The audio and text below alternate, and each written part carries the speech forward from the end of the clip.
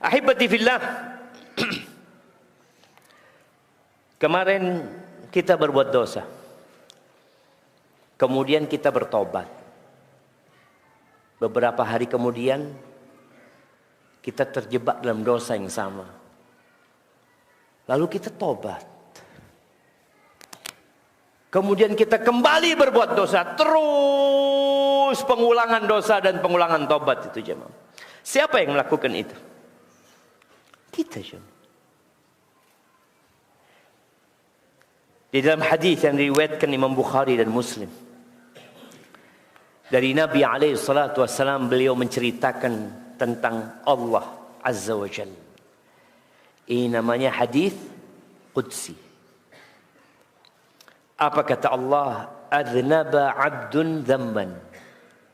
Ada seorang hamba yang terjebak dalam perbuatan dosa. Lalu hamba ini tobat. Dia berbuat dosa, dia tobat. Dia mengatakan, Allahumma ighfirli dzambi. Ya Allah, ampuni dosaku ya Allah. Apa kata Allah menjawab permohonan orang ini? Adznaba 'abdi dzamban. Fa'alima anna lahu rabban yaghfiru dzamba wa ya'khudhu bidzambi. Hambaku berbuat dosa. Dan hambaku tahu bahwa dia punya Tuhan yang mengampuni dosa dan menghukum perbuatan dosa. Kemudian orang ini kata Allah, "Tsumma 'ada fa'adznab." Lalu orang ini ngulangin dosa lagi. Apa yang dia lakukan? Allahumma ighfirli dzambi. Yang kedua nih. Ya Allah, ampuni dosaku ya Allah. Apa kata Allah? Adznaba 'abdi dzamban. Hambaku berbuat dosa dan dia tahu dia punya Tuhan yang mengampuni dosa dan memberikan hukuman atas perbuatan dosa. Dua kali. Thumma 'ada fa'adznab. Lalu orang ini berbuat dosa lagi. Berapa kali? 3. Lalu berdoa lagi dia. Dia mengatakan, Allahumma ighfirli dzambi. Ya Allah, ampuni dosaku ya Allah. Allah menjawab lagi permintaan orang ini. Adznaba 'abdi dzamban fa'alima anna lahu rabban yaghfiru dzamba wa ya'khudhu bidzambi. Hambaku berbuat dosa lagi.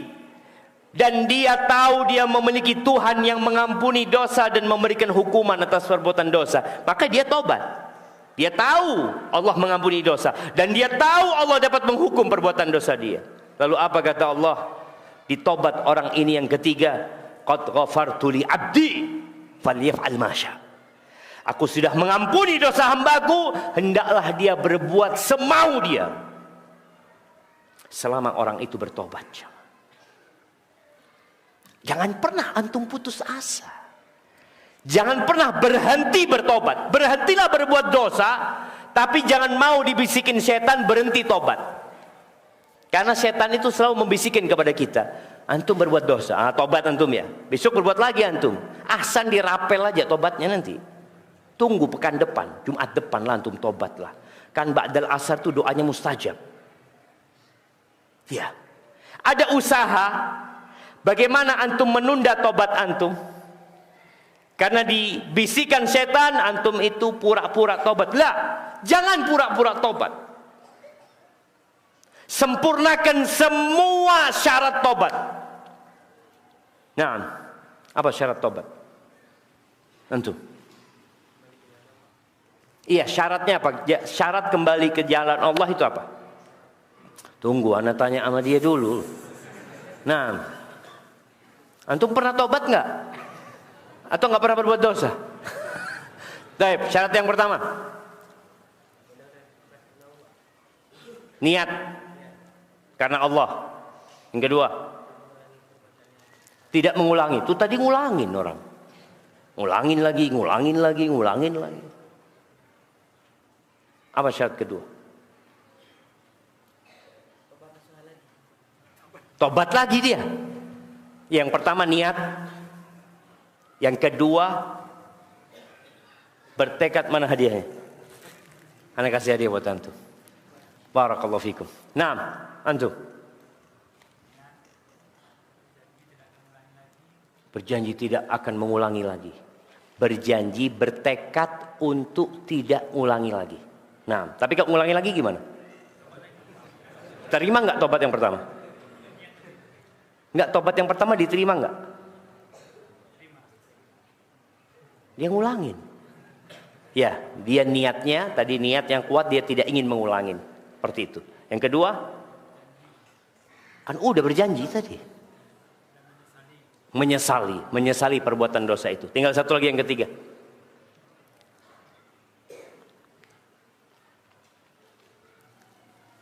Kita ini perlu merenungkan tobat kita udah lengkap nggak syaratnya jemaah. Kadang-kala lengkap sudah, tapi untuk mengungkapkan apa syaratnya, wallahu a'lam. Nah, kasih hadiahnya. Ya enggak besar, kecil juga karena enggak lengkap pertanyaannya, jawabannya. Baik, satu lagi.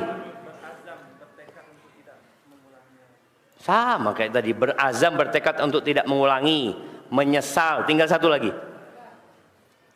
Tinggal satu lagi syaratnya. Enggak, yang bersandar enggak kasihan.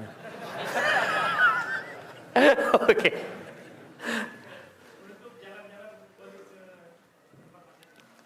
Menutup jalan-jalan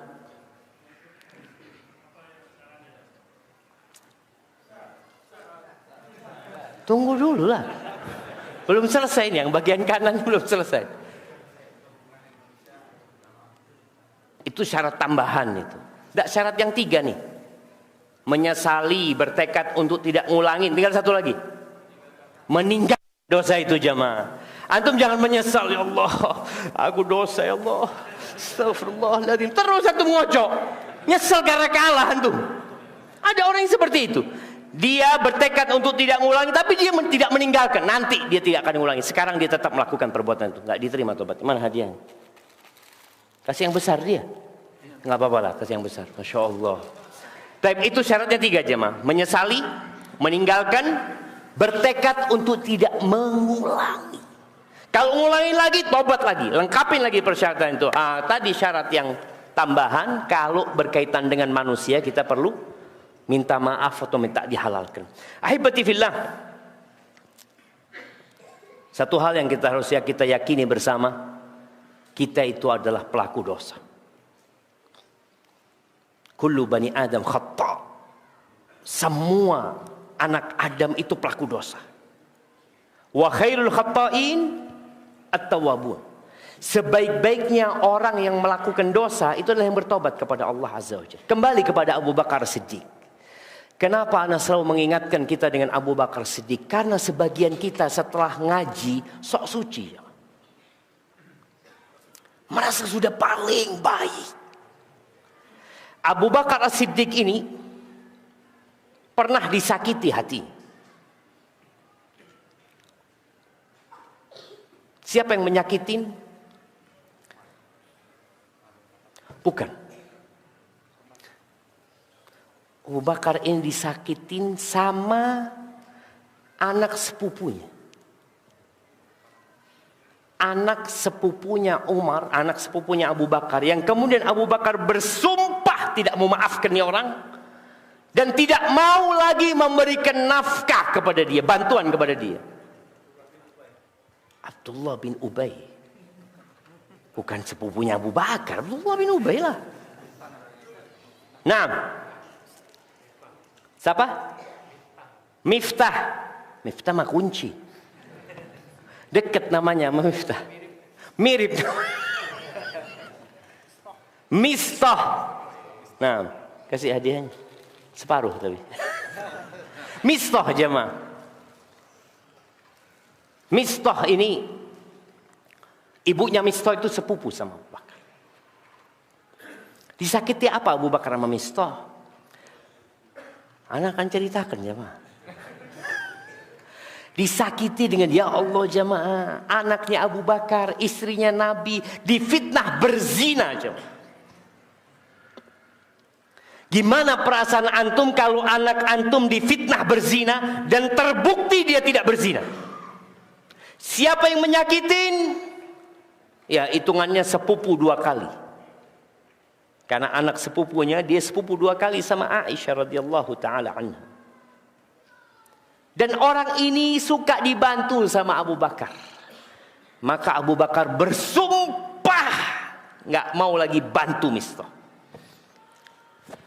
Lalu kata Allah Azza wa Jalla, "Wala ya'tali ulul fadli was sa'ati minkum an yu'tu ulil qurba wal masakin wal muhajirin fi sabilillah falyafu wal yasfahu ala tuhibbuna an yaghfirallahu lakum."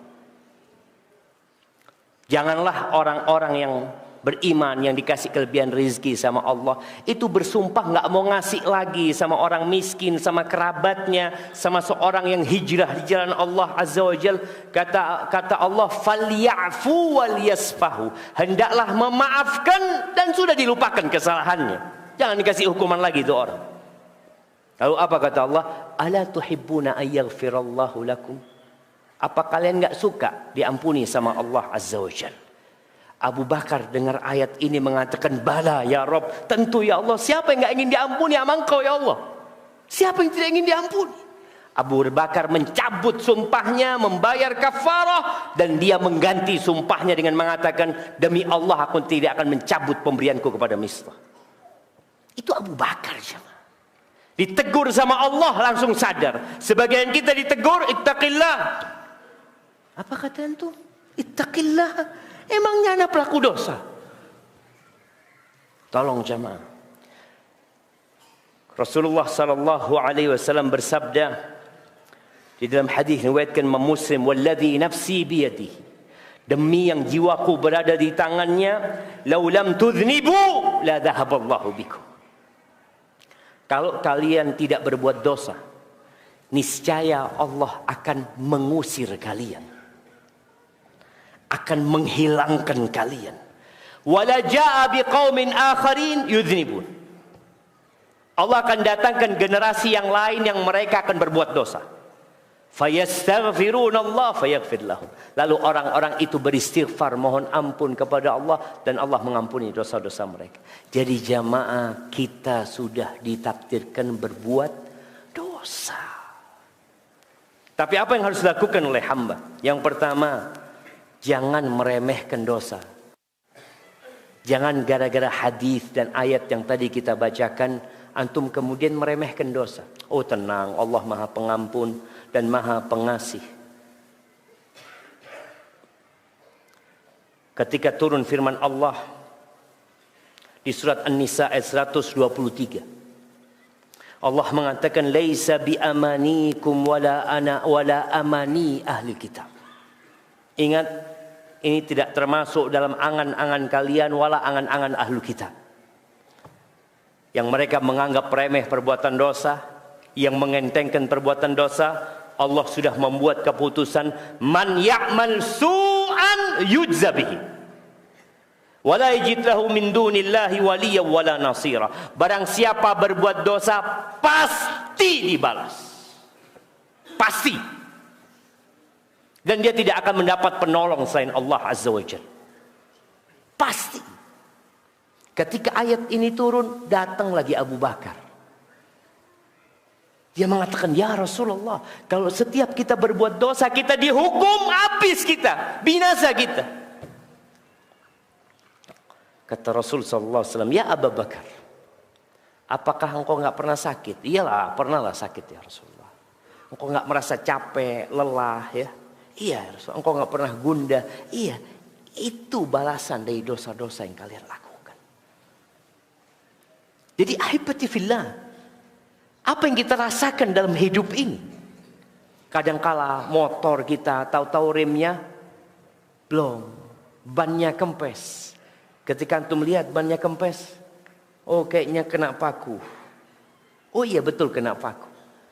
Apa antum nggak pernah tanya, kok bisa kena paku ya, motornya yang lain nggak kena paku ya? Kok punya anak yang kena paku? Oh ada yang hasut sama anak kayaknya. Engkau istighfar, kau mohon ampun sama Allah Azza wa Jalla. Apapun jamaah. Emak-emak lagi goreng ikan, tahu-tahu ada percikan minyak yang mengenai tangannya.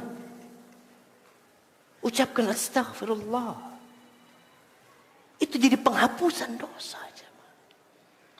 Orang yang mungkin sekarang tiap hari harus suntik insulin.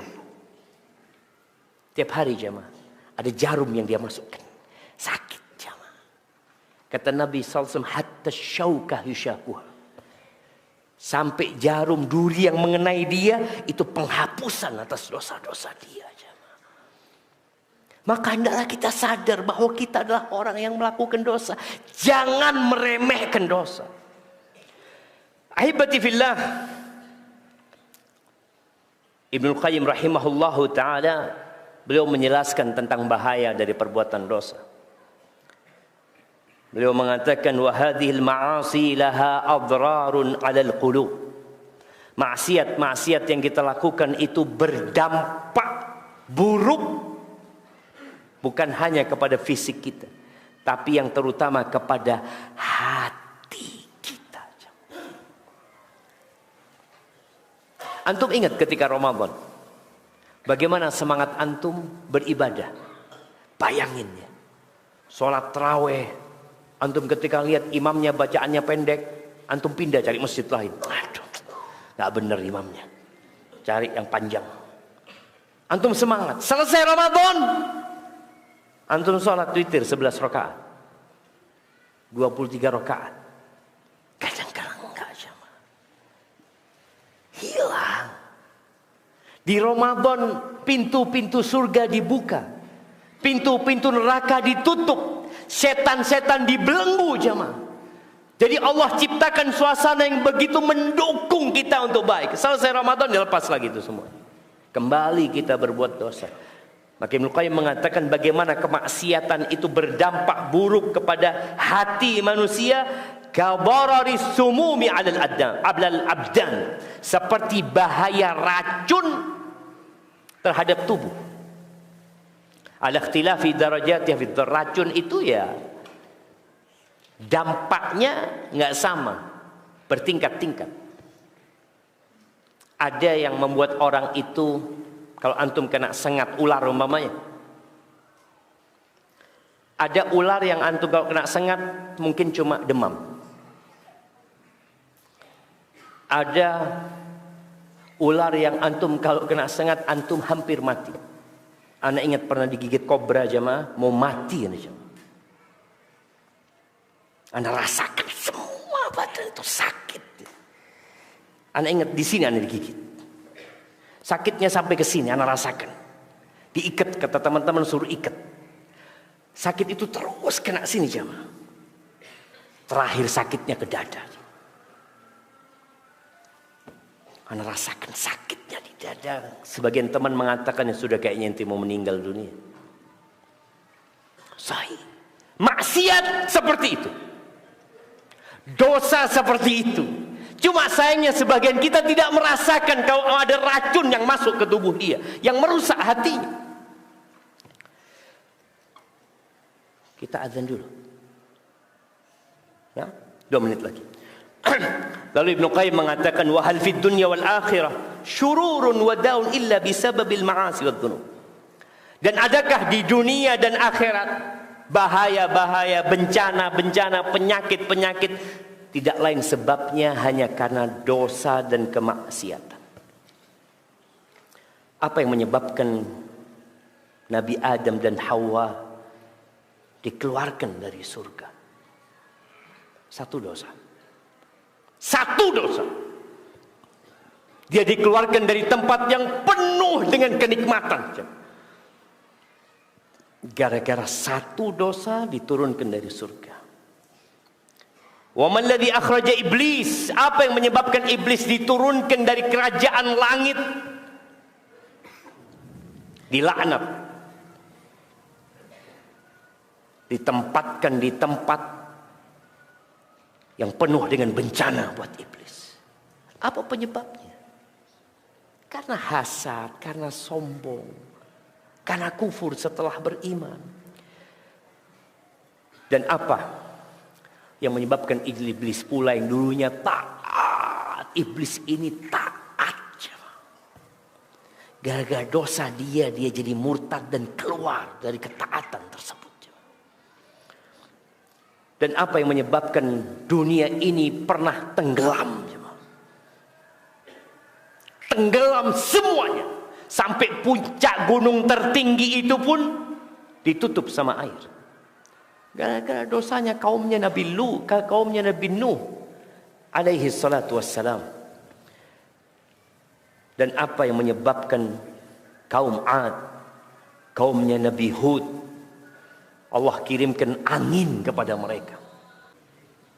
Apa yang menyebabkan Fir'aun ditenggelamkan? Apa yang menyebabkan Qarun dibenamkan dengan harta dan rumah yang dia miliki? Semua adalah dosa, kemaksiatan yang dilakukan.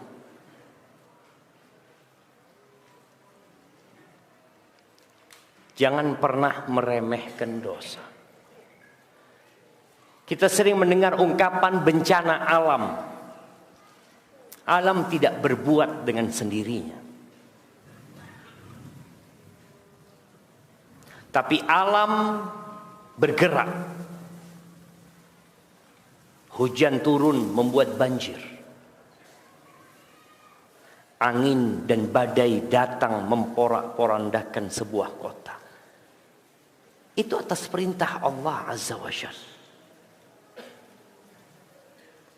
Allah mengatakan di surat Al-Ankabut ayat 40, "Fakullan akhadna bidzambihi." Semua itu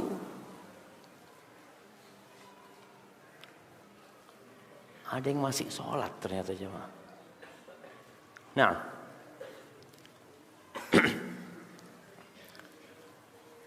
semua dihukum karena dosa-dosa mereka. Faminhum man arsalna alaihim hasiba. Di antara mereka ada yang kami kirimkan kerikil dari langit yang membuat mereka binasa. Wa minhum man akhadathu sayha. Ada yang Allah azab dengan jeritan dan teriakan. Antum bagaimana kalau ada yang neriaki di kuping antum dengan teriakan yang sangat keras sekali. Wa minhum man khasafna bihil ard. Ada yang kami benamkan di dalam tanah. Ana pernah datang ke satu daerah di Palu sana, satu kampung jemaah, ambles jemaah. Dan peristiwa itu terjadi pada waktu sholat maghrib. Antum bisa bayangin, ibu-ibu ada di rumah, anak-anak sudah pulang dari bermain biasanya, maghrib. Ya mungkin ada yang sholat ke masjid. Ada satu jamaah di masjid yang rumahnya hampir terbenam, di dekat yang terbenam. Anak tanya sama dia, "Bapak waktu kejadian itu di mana?" "Saya di masjid, Ustaz." Kita lagi sholat, kita dengar suara dentuman ya, seperti sesuatu yang jatuh. Allah mengatakan, "Wa minhum man aghraqna." Di antara mereka ada yang kami tenggelamkan, baik dengan banjir. Untuk melihat kejadian di mana? Di Maroko atau di Libya. Ketika Allah buat bendungan mereka hancur. Kata Allah, "Wa ma kana Allahu liyadhlimahum." Tidaklah Allah hendak menzalimin mereka. Enggak ada. Enggak ada ceritanya Allah menzalimin manusia. Tapi apa yang terjadi sebenarnya? Walakin kanu anfusahum yadhlimun. Cuma mereka yang sengaja menzalimin diri mereka sendiri. Ahibati fillah, di antara dampak buruk yang kita perlu berhati-hati, apa yang terjadi dengan saudara-saudara kita di Gaza.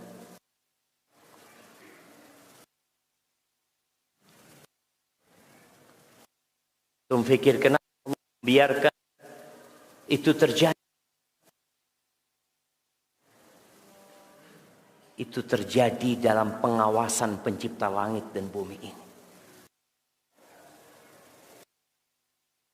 Ketika perang Uhud, kayaknya mic-nya. Nah, Allah memberikan kekalahan kepada umat Islam. Padahal di tengah-tengah mereka ada Rasulullah sallallahu alaihi wasallam. Ada Nabi kita Muhammad alaihi salatu wassalam. Beliau termasuk yang terluka pada waktu perang itu. Patah gigi seri beliau alaihi salatu wassalam. Gelang-gelang besi itu masuk ke pipi beliau. Kepala beliau berdarah alaihi salatu wassalam. Perang Uhud itu ada Abu Bakar As-Siddiq, ada Umar bin Khattab, ada Uthman bin Affan, ada Ali bin Abi Talib, ada Abdurrahman bin Auf, ada Zubair bin Awam, ada Talha bin Ubaidillah, ada Sa'id bin Zaid, ada Abu Ubaidah Amir bin Jarrah. Bisa antum bayangin ya, sahabat-sahabat yang dijamin masuk surga ada ketika perang itu. Tapi Allah berikan kekalahan kepada mereka. Ketika mereka kalah, mereka bertanya, "Anna lana hadza?" Gimana kita kalah ini? Apa kata Allah? "Qul huwa min 'indi anfusikum." Itu kekalahan gara-gara kalian sendiri. Gara-gara satu kemaksiatan dilakukan oleh puluhan orang. Ya mungkin 40 orang, 35 orang dari pemanah. Yang mereka berijtihad. Padahal sudah ada perintah dari Nabi SAW. Kalah menang kalian tetap di sini. Mereka turun jamaah. Apa kata Allah? Minkum man yuridud dunya. Wa minkum man yuridul akhirah. Di antara kalian ada yang ambisinya dunia. Perang jamaah. Ambisinya dunia ada. Ini Allah sampaikan kepada sahabat-sahabat terbaik Nabi alaihi salatu wassalam. Minkum man yuridud dunya. Wa minkum man yuridul akhirah. Iya, di antara kalian ada yang ambisinya akhirat, tapi ada yang ingin dunia. Kemudian Allah hilangkan kemenangan itu, liyabtaliyakum, untuk menguji kalian, cobaan buat kalian agar kembali kepada Allah Azza wa Jalla. Itu satu dosa. Bagaimana dengan kondisi saudara-saudara kita di Gaza yang mereka dibantai dan 8 miliar manusia melihat? Yang dari 8 miliar manusia itu hampir 2 miliar di antara mereka muslimun. Melihat jemaah. Dan tidak bisa berbuat apa-apa.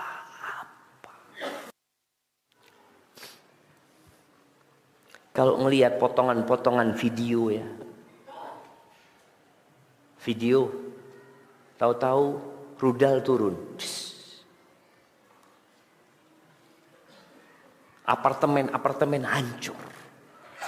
Rumah sakit hancur. Sudah lebih dari 10.000, nggak tahu sekarang udah berapa. Bayi, anak-anak, ya, perempuan, orang tua. Habis. Kita hanya bisa melihat. Ada yang bisa mengatakan kepada Israel berhenti?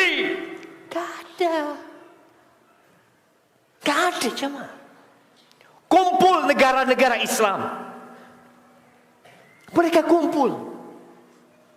Mereka bermusyawarah untuk mencari solusi tentang apa yang terjadi di Gaza.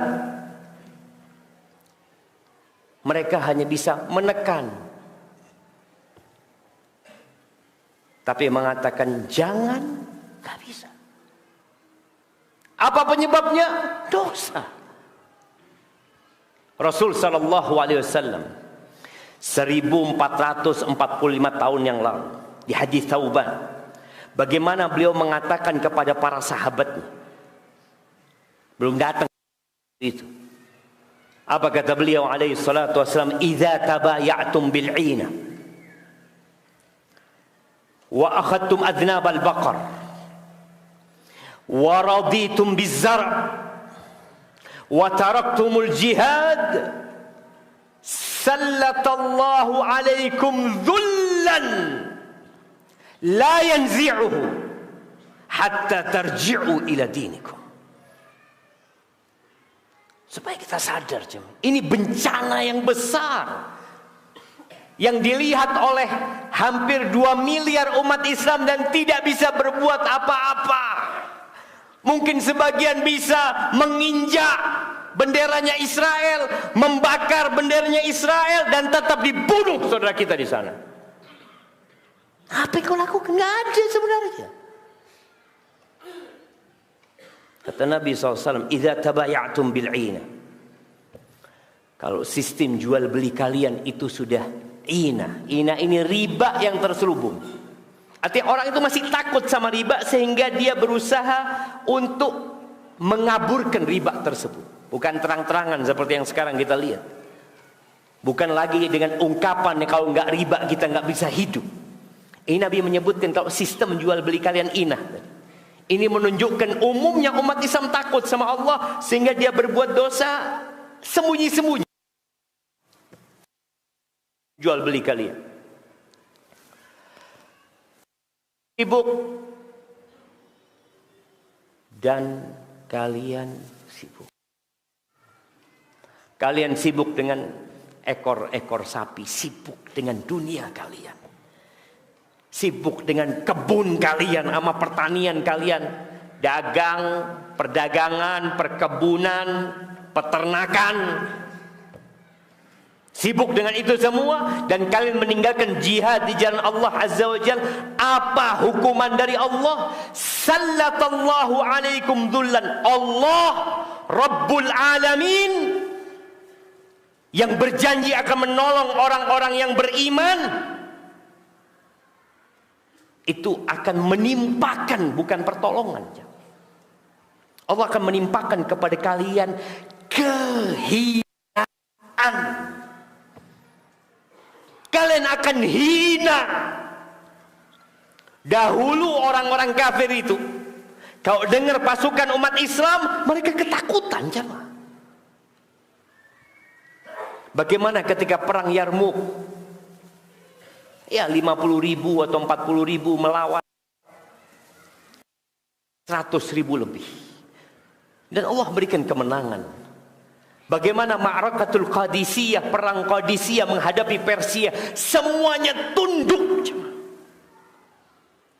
Pasukan umat Islam sedikit. Kenapa mereka takut? Allah yang membuat mereka takut. Bukan mereka takut karena umat Islam gagah. Lah. Dari dulu umat Islam senjata mereka biasa-biasa saja. Pakaian mereka ya biasa. Tapi Allah yang membuat mereka takut. Maka Nabi SAW ketika menyebutkan hadis ini, beliau mengatakan la yanzi'uhu. Kehinaan yang Allah timpakan kepada umat Islam itu Allah tidak akan cabut. La yanzi'uhu hatta tarji'u ila dinikum.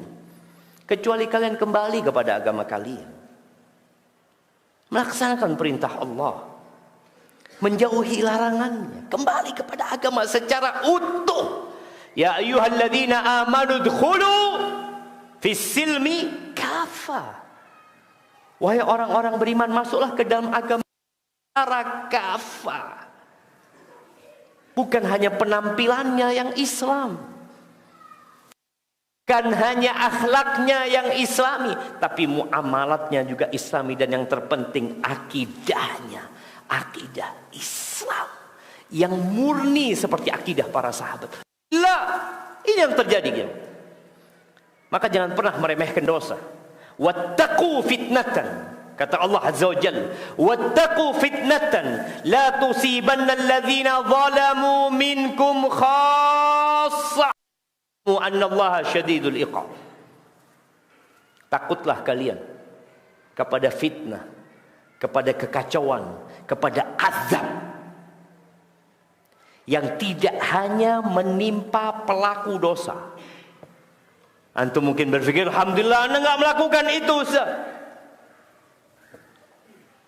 Antum tahu ketika Allah membuat ambles sebuah negeri, ada bayi di sana yang belum berbuat dosa, ada kucing-kucing di sana yang tidak ikut berbuat.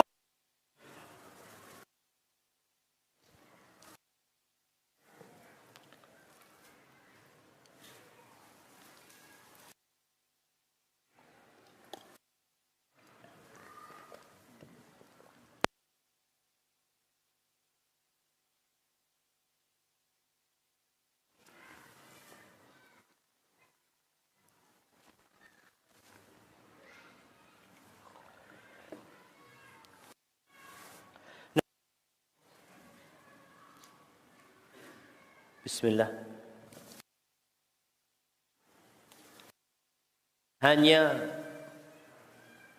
Bukan hanya menimpa pelaku dosa. Wa'lamu annallaha syadidul iqab. Jangan remehkan antum dosa. Allah itu kalau ngasih adab pedih. Nah, hati ini jemaah. Kok tambah habis suaranya? Kayaknya suruh selesai. Nah, ala kulli hal. Apa yang harus kita lakukan? Kembali kepada Allah Azza. Kehinaan ini nggak akan dicabut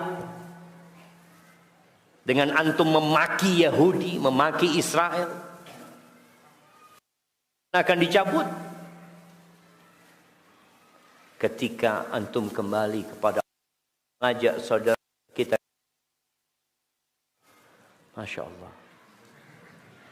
Taib. Mungkin itu yang dapat Anda sampaikan pada kesempatan kali ini.